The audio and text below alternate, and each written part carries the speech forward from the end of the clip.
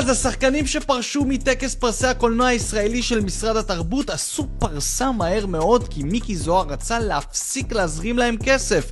למקרה שלא שמעתם מה קרה, תנו לי רגע, אני אסביר לכם. מיקי זוהר החליט לעשות רפורמה בקולנוע הישראלי. מה זה אומר? זה אומר שתקציבים שמשרד התרבות ייתן לקולנוע הישראלי יגיעו לסרטים ישראלים שישראלים אוהבים לראות, ולא לסרטים ישראלים שאנטישמים בעולם אוהבים לראות, כי הסרטים האלה גורמים לישראל ולצה"ל להיראות רע. מיותר לציין שחלק מהסרטים האלה הם סרטים פח אשפה, אבל שונאי ישראל בעולם מעניקים להם פרסים כי הם נגד ישראל. זה כמו שמישהו יספר בדיחה גרועה רצח על מישהו שאתה שונא, ולמרות שהיא גרועה אתה עדיין תצחק מזה כי אתה שונא את הבן הזה. ואז הגיע טקס פרסי אופיר, שם זכה סרט בשם הים. העלילה, חלד, ילד פלסטיני רוצה לראות את הים, אבל חיילים ישראלים מרושעים עוצרים אותו במחסום כי האישור שלו, מה לעשות, לא בתוקף. אז מה הוא עושה? פורץ את הגבול בכל זאת. אבא שלו, פועל שב"ח, יוצא לחפש אותו ובמזל לא דורס או דוקר אף יהודי במסע הזה. סיפור משפחתי מרגש על פריצה לשטח מדינה, עבריינות גבול וזלזול בחוק שמצליח איכשהו להוציא אותנו עדיין רעים. עכשיו יהיו כל מיני מחבקי מחבלים שישאלו אותי,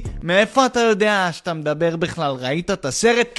לא ראיתי את הסרט. למה? כי יש תקציר בוויקיפדיה וזה מספיק לי. ולפני שאני אצפה בסרט אנטי ישראלי אני מעדיף לדחוף שיפוד לוהט לפתח השופחה שלי, תודה רבה. אבל מה הכי דפוק בכל זה? הסרט הזה הופק בתמיכה של מפעל הפיס פלוס 2 מיליון שקל מהקרן לקולנוע ישראלי, שהם כמובן המיסים שלנו. מיקי זוהר החליט שהוא מפסיק לממן את הטקס הזה, והחליט שהוא מרים טקס ממלכתי שיחלק פרסים לסרטים שישראלים באמת אוהבים לראות. זאת אומרת, סרטים שאשכרה ישראלים הולכים לקופות לשלם על כרטיסים עליהם, לא יודע, כמו הסרטים של שלישיית מה קשור. ואז בחרו מועמדים לטקס החדש, ופה בעצם התחילה הדרמה. אנשים מהתעשייה אמרו למי שמועמד לטקס הזה, אם תשתתפו בטקס של מיקי זוהר, לא תעבדו בעיר הזאת יותר. וזה עבד!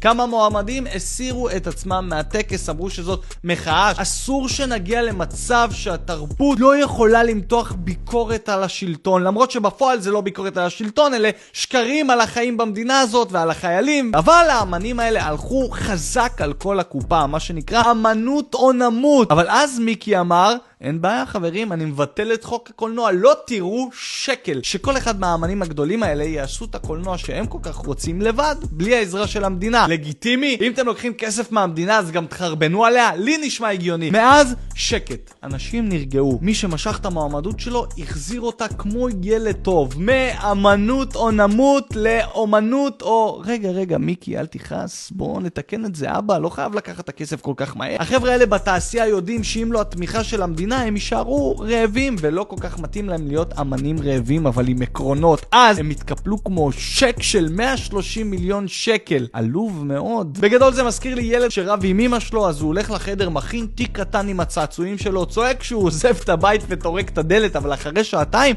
הוא חוזר כי יש אורז וקציצות. אני חושב שצריך להסתכל על מה שקרה פה כשיעור חשוב ולעשות העתק הדבק בעוד כמה תחומים ולא רק בתרבות. נגמר הבית חברים, הגיע הזמן שמי שנושך את היד שמאכילה אותו יחפש לעצמו יד אחרת או שישאר רעב.